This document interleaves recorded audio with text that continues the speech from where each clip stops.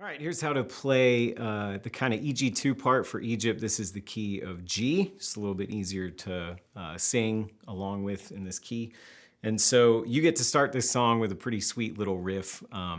Technically, I think the part has kind of a bit of a challenging stretch in it, where you're stretching across a couple frets and moving your bass note around with the strings, something like this.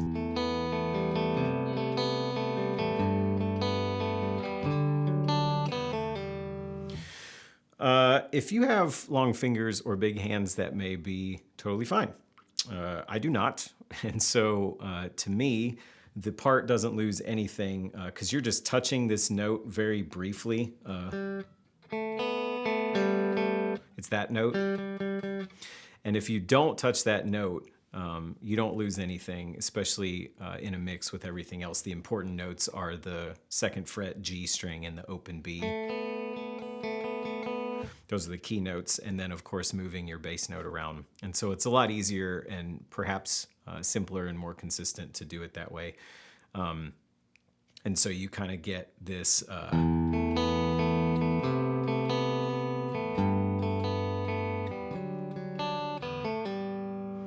is how that riff sounds instead. So depending on how you set your effects, you could use an 8th note delay and it could do some of the work, and you may only need one touch on the G string.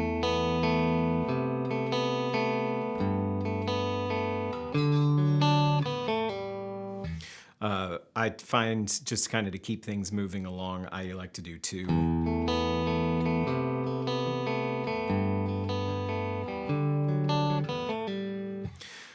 That little riff here is based around this G formation, that little guy. And so you're A string, D string, B string, and then unfret the whole thing.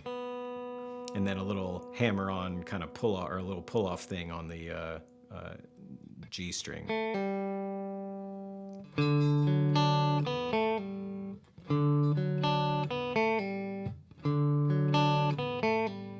It's a little tricky, but just keep doing it and I promise it'll come together. So that whole part, again, in terms of effects, I've got some reverb on, whatever kind of sounds like a clean, definitely not too much overdrive. And then you can use a dotted 8th delay, a straight 8th note delay if you want to, or it just kind of depends on how you pick it, how it sounds right to you. Or if you have a chorus pedal, you can turn that on because that adds some pretty sweet 80s goodness to the whole thing, which is great. So here's how I'm kind of set up in terms middle position.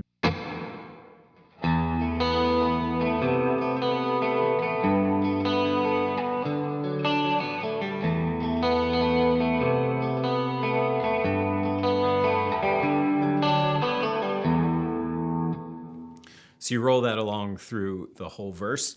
When you get to the chorus, your bridge pickup, and you're just playing diamonds for both choruses, but maybe like a stage 1 overdrive or something. It starts on an E minor, but rather you could play the standard, or you could come up here and play this one, which sounds a little more interesting. And so I've been defaulting to that one a bit.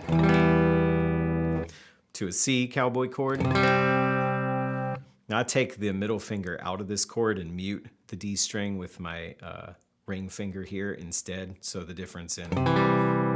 I do that a lot with big chords, just kind of tighten up the chord and take out some information you don't really need, especially with overdrive. Then you got a G. I take out the high E string of this chord as well. Just kind of lay my pinky on it instead. Same thing, just kind of tightens up the chord. And then this same D shape we riffed around before, but I also take the middle finger out. And so same deal, got some reverb. I turn my 8th note delay on for this part. And then you get kind of a...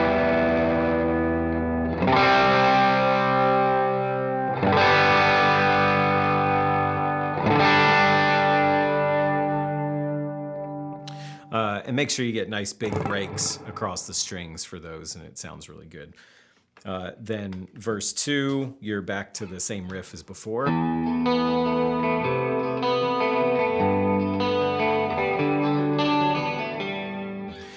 And then at the end of the verse 1 and verse 2 riffs, make sure that you hit this D by itself.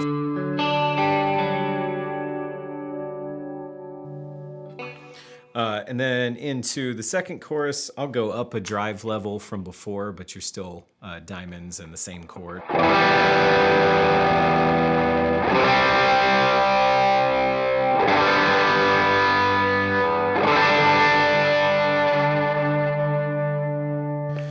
Same thing with the verses. If you find for verse 2 that you need a little bit more overdrive, feel free to go up a drive stage or whatever you feel like the song's energy needs at that point. So when we finish the second chorus, and then the third one that repeats after that, you kind of slide down here to a C. Not like that though. So the D, and then you come down to a C. And then either back off your volume knob or your volume pedal and go back to this kind of G triad right here, and then fade that in. And either Bigsby or vibrato the strings or something kind of adds a lot of interest to that part. And then the bridge is based around that same chord progression, that same triad in G here. And we are just playing the primarily just the B and G strings here, and you're kind of strumming them. And so for the first couple passes that are just kind of turns introducing the bridge, you're kind of doing this number.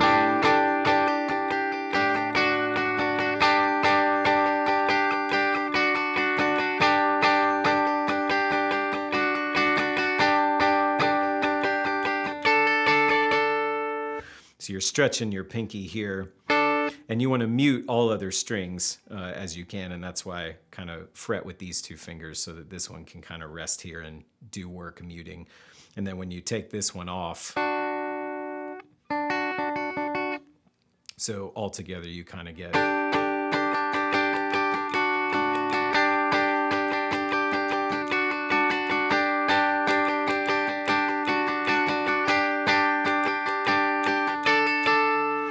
when the vocals come in, it changes just a little bit in terms of how it kind of rolls along there. But so you kind of hang out on this first shape for a little bit longer.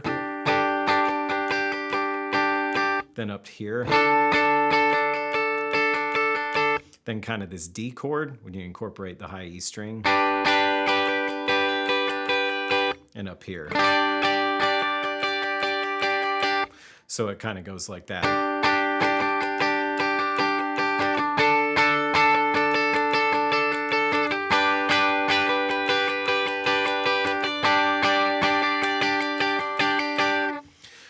With effects, you definitely want some overdrive on for that whole part, just to kind of make it drive along, because it's a really driving part of the song, pretty intense part of the song. Same reverb as before is how I'm set. It sounds like this.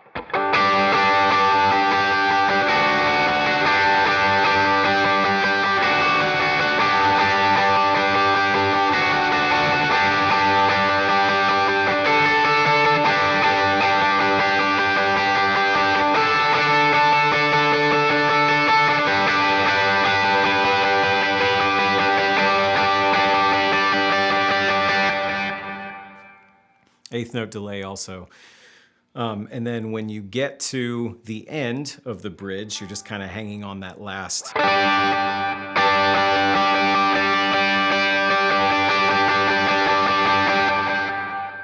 And then what's going to happen is you're going to touch a D. Turn my effects off just to show you. Touch a D somewhere, open D, fretted D, whatever, with the rest of the band.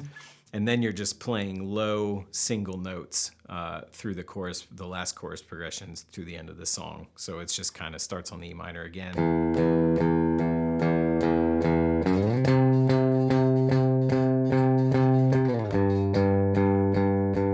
To the D. And so So you just do that a few times. And then same thing, I like to turn on the reverb. You can leave the delay the way it was, the eighth note delay, like it's been for most of the song, if not the whole song. And then if you got like a fuzz or some really nasty overdrive, that's what really makes this shine. So you move from playing the parts with the overdrive on the bridges, and then you kick on a fuzz for that D. So it'd be like...